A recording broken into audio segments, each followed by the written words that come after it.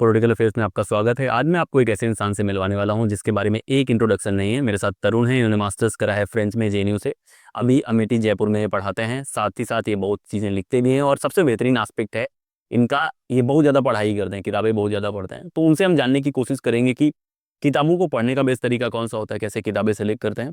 तो तरुण, एक तो आप अपने बारे में थोड़ा सा बता दीजिए, लोगों को थोड़ा सा आइडिया लग जाएगा नवोदय से लेके जो भी आपकी पढ़ाई की जर्नी है, फिर हम किताबों के ऊपर आएंगे। जी, बिल्कुल।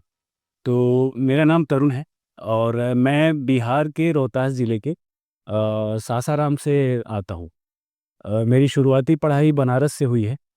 कक्षा 3 से लेके 12 तक क्लास 3, 4th एंड 5th में मैं बनारस के एक सरकारी स्कूल में पढ़ता था। उसके बाद मैं वाराणसी के ही जवाहर नवोदय विद्यालय में मेरा एडमिशन हुआ, जहाँ मैंने क्लास 6 से लेके 12 तक पढ़ाई की।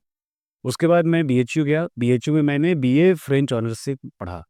और उसके बाद फिर मैं जेएनयू आया और जेएनयू आने के बाद मैंने एमए फ्रेंच की पढ़ाई की। और उसके बाद फिर मैंने अलग-अलग इंस्टीट्यूशंस में फ्रेंच पढ़ाया है और करंटली मैं अभी एमिटी यूनिवर्सिटी जयपुर में फ्रेंच की फैकल्टी। तो ये पढ़ने वाले शौक के बारे में बातें करते हैं। कब से आप पढ़ाई कर रहे हैं? मुझे लग रहा है नवोदय से आदत लगी होगी। जी, नवोदय से आदत लगी मुझे। नवोदय की लाइब्रेरी बहुत खूबसूरत होती है। मेरे स्कूल के नवोदय की लाइब्रेरी भी बहुत अच्छी थी। मेरे यहाँ की भी अच्छी थी, हम लोग को तब से आदत लगी। हाँ, हाँ, बिल्कुल। आप अगर नवोदय से हैं तो हम दोनों एक ही एक्सपीरियंस शेयर करते हैं। तो नवोदय में जब मैं गया तो ये था कि क्लास 6 में मैं पढ़ने गया, तो हमारा लाइब्रेरी का पीरियड होता था। तो मैं जब लाइब्रेरी गया तो मुझे बुक्स ने बहुत ज़्यादा अट्रैक्ट किया। वहाँ अलग-अलग सब्जेक्ट्स पे बुक रखी हुई थी और सबसे ज़्यादा मुझे अट्रैक्ट किया वहाँ पे हिंदी पोएट्री की बुक्स ने। हुँ। और उसके बाद हिंदी पोएट्री के कुछ मैगज़ीन्स भी वहाँ निकला करते थे जो टेबल पे पड़े रहा करते थे, जिनका नाम जैसे वागार्थ और हंस, ये सब हिंदी पोएट्री के बहुत पुराने और बहुत ही फ़ेमस फेमस। जो जो भी अगर आप हिंदी की पोएट्स को जानते होंगे, तो मुक्तिबोध हो या फिर अरुण कमल हो या फिर कुँवर नारायण हो, इन सब की कविताएँ उसमें छपा करती थी। तो वहाँ से मैंने कविताएँ पढ़नी शुरू की। कुछ कहानियों की किताबें भी पढ़नी शुरू की और मुझे किताबें पसंद आती गईं। और उसमें जो सबसे ज़्यादा मैंने किताबें पढ़ी उस दौर में, वो प्रेमचंद के सारे नॉवेल्स मैंने पढ़े। एक तो ख़ास बात ये भी है कि मैं इसमें भी थोड़ा-सा और भी मैं लालची हो गया था किताबों के मामले में। मेरे क्लास में जैसे क्या होता था कि जो हमारे लाइब्रेरियन सर होते थे, वो क्लास को एक साथ, जैसे 35 स्ट्रेंथ है तो 35ओं को एक साथ बुक देते थे अलग-अलग। तो मैं क्या करता था, हॉस्टल में आने के बाद अपनी किताब पढ़ ले जाने के बाद दो से पूछता था कि तुम्हें कौन-सी बुक मिली है? तो इस तरीके से मैंने करके स्कूल में ही मुझे आदत लग गई किताब। तब से रनीत की। अभी लेटेस्ट क्या आप पढ़ रहे हैं? अभी मैं कुछ महीनों से एक किताब में मतलब काफ़ी घुसा हुआ हूँ। एक ही किताब है। राहुल सांकृत्यायन ने वो किताब लिखी है और वो आज़ादी से पहले लिखी हुई किताब है, जिसका नाम है वोल्गा से गंगा। अगर मतलब अभी करेंटली अगर आप करंट वोकैब्युलरी के हिसाब से उसको देखें, आप एकेडमिक वोकैब्युलरी से के हिसाब से, तो एक एंथ्रोपोलॉजिकल साइट वाली किताब है। मतलब एंथ्रोपोलॉजिकल इनसाइट्स हैं उसमें, जिसमें उन्होंने जो ह्यूमन सिविलाइजेशन है, जो यूरोप से लेके इंडिया तक आता है, वोल्गा नदी जो रशिया में बहती है, गंगा नदी जो इंडिया में बहती है, और किस तरीके से 10,000 सालों के भीतर, चूँकि ये किताब वो 1940 के करीब में लिख रहे थे और 1942 में ये most probably I am not sure about dates, but hmm, वही आस-पास हाँ, का। वही आस-पास का दौर है, 1940 से 45 के बीच का, तब ये बुक पब्लिश हो रही है। तो उन्होंने उस समय तक इंसानियत किस तरीके से डेवलप हुई, इवॉल्व हुए हैं ह्यूमन्स। कैसे जो है वोल्गा नदी के तट पे जब ह्यूमन्स रह रहे थे, तो किस तरीके से उनकी लाइफ़ थी, किस तरीके से वो कबीलों में बँटे हुए थे और किस तरीके से उनके रिलेशंस थे आपस में। फैमिली का स्ट्रक्चर क्या था, उसमें लीडर्स कौन होते थे फैमिली में। फिर कैसे टाइम के साथ बदलता गया, कैसे टाइम के साथ रिलीजन इंट्रोड्यूस हुआ और कैसे रिलीजन ज़्यादा ऑर्गेनाइज़्ड होता गया और कैसे अलग-अलग रिलीजन्स के बीच में कॉन्फ्लिक्ट्स होते गए। उसको उन्होंने हर दौर में 500 साल के भीतर अगला चैप्टर लिख के और उन्होंने कोई एक कॉमन कैरेक्टर उठाया है और फिर उसके थ्रू स्टोरीज़ नैरेट की हैं उन्होंने। तो बहुत सिंपल टर्म्स में बहुत बड़े टॉपिक को उन्होंने लिया है और बहुत मैंने बढ़िया यानी कि उसे कहें।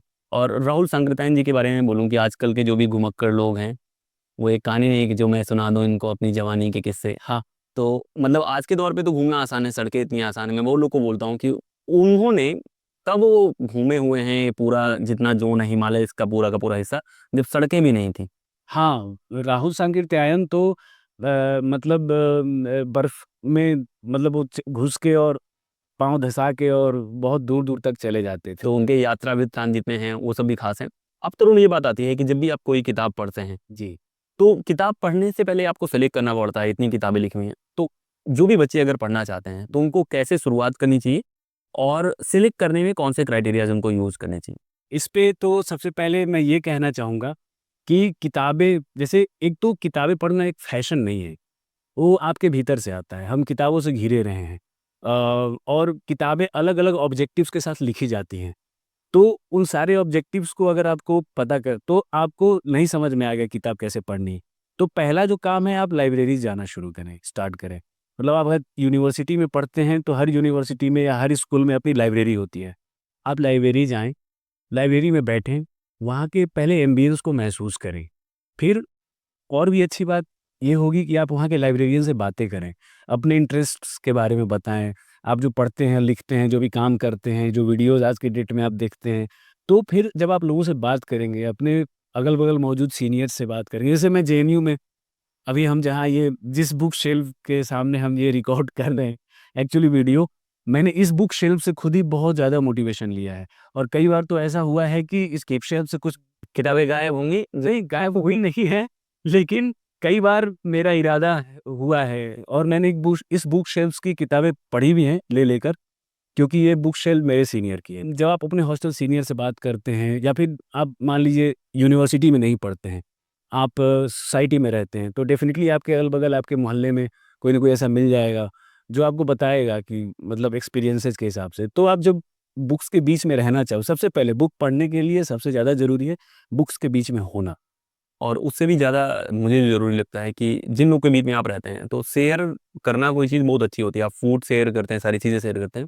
जब आप किताबें शेयर करने लग जाते हैं, तो दैट्स द मोस्ट ब्यूटीफुल, वो सबसे अच्छा बॉन्ड होता है। जो रिश्ते भी होते हैं, अगर ये केवल मैं दोस्ती वाले रिश्ते नहीं बोल रहा हूँ, जो रिलेशनशिप वाले रिश्ते हैं, वहाँ भी एक किताब का 2 इंसानों का पढ़ना, वो सब जो आज किताब क्लब और उससे अलग-अलग जो लोग करते हैं उसमें से, तो आप कैसे सेलेक्ट करते हैं? मान लीजिए कि आज पहले का 10-5 साल पहले आप कैसे सेलेक्ट करते थे और आज आपकी कैसे सेलेक्ट करने की काबिलियत है? क्या केवल हिंदी में आप पढ़ते हैं या आप दूसरे लिटरेचर फ्रेंच में भी आप चीज़ें पढ़ते हैं? फ्रेंच में तो डेफ़िनिटली मैं पढ़ता हूँ क्योंकि मैं फ्रेंच पढ़ाता हूँ।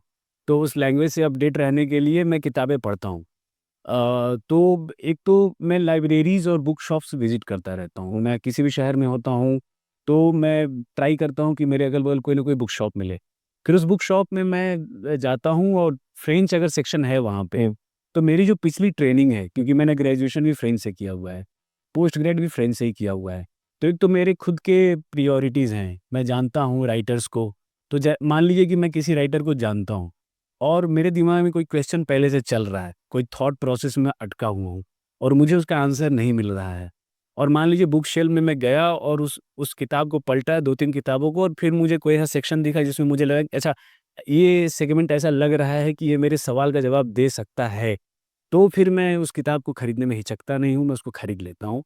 इवन अपने मतलब बजट को मैनेज करके मैं उसको खरीद लेता हूँ। ये जो किताब के शौकीन लोग होते हैं, उनके बहुत बार आप देखेंगे कि कपड़ों में कम इन्वेस्टमेंट होते हैं, किताबों में ज़्यादा इन्वेस्टमेंट होते हैं। फ्रेंच के जो अच्छे राइटर्स हैं कुछ, उनके बारे में बताइए? फ्रेंच के राइटर्स तो फ्रेंच के बारे में तो ये कहा जाता है कि फ्रेंच के तो ब्लड में इंक है। तो बहुत लिखा है फ्रेंच लोगों ने, किसी भी दौर में उन्होंने बहुत ज़्यादा लिखा है। जैसे फ्रेंच के 18th सेंचुरी जो रिवॉल्यूशन की सेंचुरी थी, उसमें सबसे ज़्यादा वोल्टेयर ने लिखा। उन्होंने अराउंड 85 वर्क्स लिखे हैं। मतलब नॉवेल से लेके, थिएटर से लेके, नोवेला तक उन्होंने लिखा है। एक्चुअली लिखने के बहुत सारे जॉनराज फ्रांस से आए हैं। जैसे मिशेल द मोंताइgne करके एक फ्रेंच राइटर थे 15th या 16th सेंचुरी में।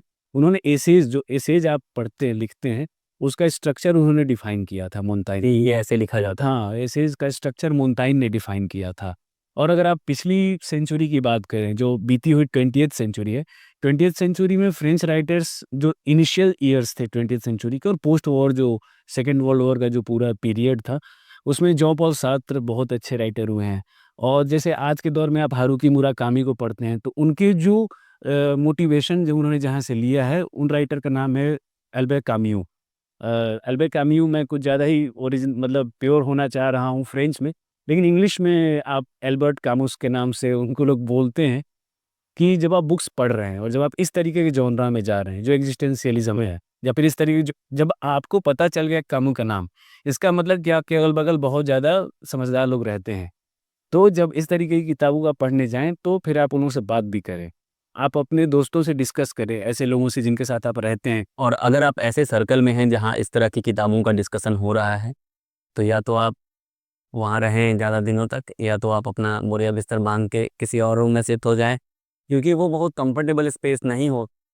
क्रिएटिव मैं कह रहा हूँ कि बहुत ऐसा जो होता है, जो वो कंफर्ट तो नहीं है, वो जो सवाल होंगे उनसे वो आपको परेशान तो करेंगे। जी, बिल्कुल। हाँ, उनकी किताबों में ऐसा है, जैसे सबसे ज़्यादा पॉपुलर उनकी जो किताब है, वो लेट्रोंजे है, वो फ्रेंच में है, इंग्लिश में वो ट्रांसलेट होके छपती है द आउटसाइडर के नाम से। उसको काफ़ी पढ़ा जाता है। क्या क्या है उस किताब में? वो किताब एक अल्जीरियन, उसका जो प्रोटैगनिस्ट है, वो एक अल्जीरियन है, और वो एक मर्डर करता है, और फिर उस मर्डर करने के बाद उसका जो साइको एनालिसिस है, उसके भीतर क्या बातें चल रही हैं उसके दिमाग में, उसकी पर्सनैलिटी एब्सर्ड हो गई है। वो वैसे बिहेव नहीं करता किसी भी सोशल सिचुएशन में जैसे बाकी लोगों को बिहेव करना चाहिए। तो उस बिहेवियर के पीछे की जो पूरी स्टोरी है, और फिर जब उसका जो ट्रायल है कोर्ट में, तो ये सारी चीज़ें जो हैं वो डेफ़िनिटली लिखी हुई हैं। ख़ैर मैं इस पे बहुत ज़्यादा नहीं बोल सकता, क्योंकि फिर वर्ड्स एक लिमिटेशंस होते हैं, कितना आप समझते हैं, कितना एक्सप्लेन करते हैं।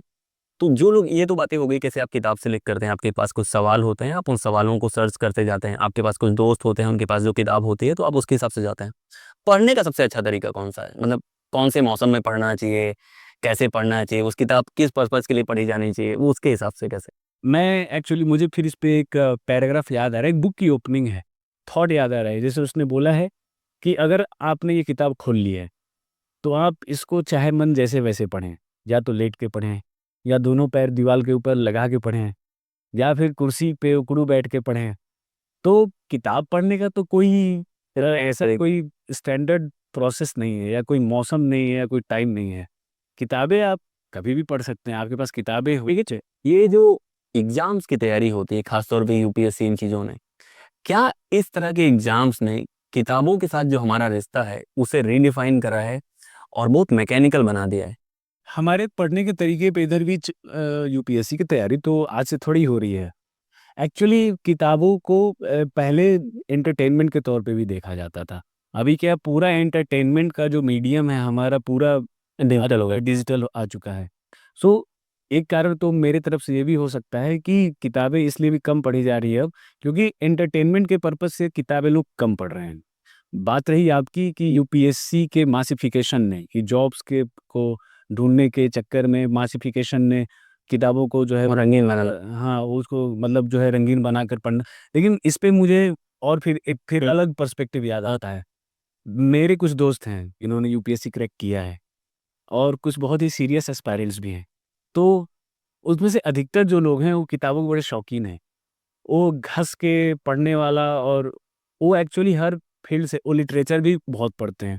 क्योंकि मुझे एक बहुत ही काबिल ऑफ़िसर ने, जिन्होंने क्रैक किया, उन्होंने मुझे बताया कि देखो, अगर अगर तुम्हारा डाइवर्स नहीं है फ़ील्ड, अगर यूपीएससी के लिए भी जा रहे हो, तो तुम्हारे आंसर्स बहुत अच्छे नहीं होंगे मेंस में। ऐसे ख़ास तौर पे। हाँ, तो फिर ये तो फिर बात बेकार ही है कि यूपीएससी की तैयारी में आप किताबों में इंटरेस्ट खो दें। लेकिन ये एक चीज़ में है कि जो लोग सेलेक्ट हुए हैं, हम उनकी बातें कर रहे हैं, जो एकदम अलग लेवल पे लोग हैं, एकदम सीरियस हैं, उस तरह से हैं। लेकिन मेरा कहने का मतलब था कि हम लोग जो पढ़ते थे, जैसे मैं लेटने वाली बात से मुझे याद आया, जब हम तैयारी कर रहे होते तो हम थोड़ा-सा, हमको लगता है कि अगर हमको सीरियस पढ़ना है, लेकिन बहुत बार कुछ किताबें इतनी फ़नी होती हैं कि आप कैसे भी रहें, आप उनको छोड़ते ही नहीं हैं। तो कब आपके साथ ये हुआ है कि आपने कोई किताब उठाया है और फिर आपको एक ही झटके में लगा है कि नहीं, अब जब तक खत्म नहीं कर लूँगा मैं सब भूल जाता हूँ? ऐसे बहुत बार हुआ है, लेकिन जिस मोमेंट पे आप मुझसे क्वेश्चन पूछ रहे हैं, उस मोमेंट पे मुझे अचानक से जो आंसर जो डायरेक्ट याद आया है, तो पता नहीं लोग मुझे जज करेंगे या क्या होगा, लेकिन मैं आपको बता ही देता हूँ। ये 2014 का दौर था, और चेतन भगत तब बहुत पॉपुलर हुआ करते थे। तो चेतन भगत, तो उनकी उसमें एक बुक आई थी, और मैं क्लास 12th का स्टूडेंट था, और बुक लॉन्च हो गई थी, और मुझे पता था कि वो स्टोर पे आने वाली है, मेरे बुक स्टोर पे। मैंने उनसे पहले कह रखा था कि आप इसको लेके आइएगा। तो वो जो बुक थी, वो थी हाफ गर्लफ्रेंड।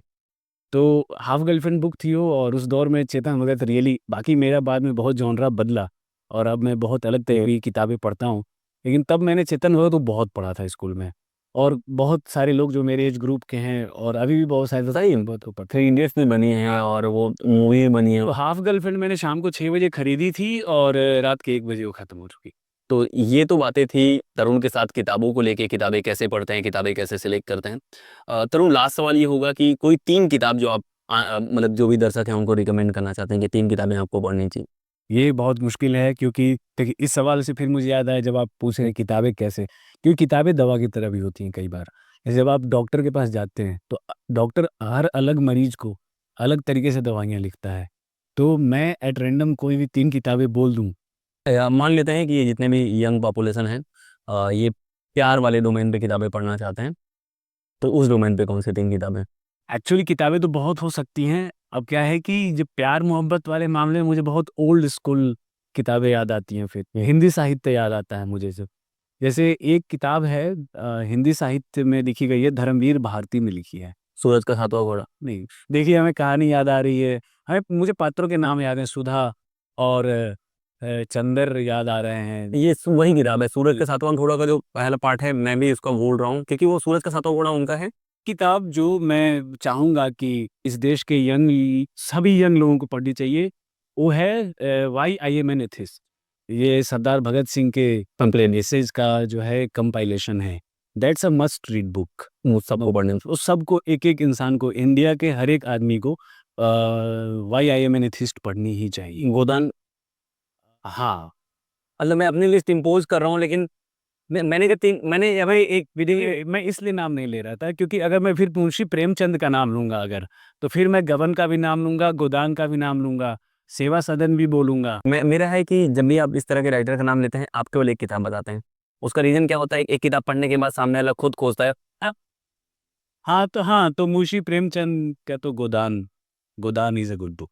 ये एक किताब हो गई, एक गोदान हो गई, एक वो जो किताब हम लोगों ने खोदी थी वो थी गुनाहों का देवता। हाँ, गुनाहों का देवता। और जो लोग भी आज बहुत सारी मूवीज देखते हैं, बहुत सारे उनको ग्रे कैरेक्टर्स और ऐसी चीजें आती हैं, वो अगर आप किताब पढ़ेंगे तो आपको पता लगेगा कि कहानी कितनी कॉम्प्लेक्स हो सकती है। अंत में शायद आप किसी कैरेक्टर से बहुत सिंपथाइज करें, लेकिन ये पता लगे कि ये कैरेक्टर विलन भी है। तो उस तरह की कहानियाँ वो हैं। और पढ़ने वाली जो चीज़ें हैं, तरुण के साथ बात करने का गोल यही था कि आप किताबों के बारे में जान पाएँ और ख़ासतौर पे उन लोगों से मिल पाएँ जिन्होंने बहुत बड़ा वक्त बिताया है किताबों के साथ। क्योंकि हम लोग इंसानों की कहानियाँ बहुत पढ़ते हैं, तो जो लोग किताबों के साथ रहे हैं उनका बिहेव करने का तरीका, उनका किताबों के बारे में जब बात करते हैं, उनकी आंखों में जो चमक आती है वो भी अलग हो जाती है।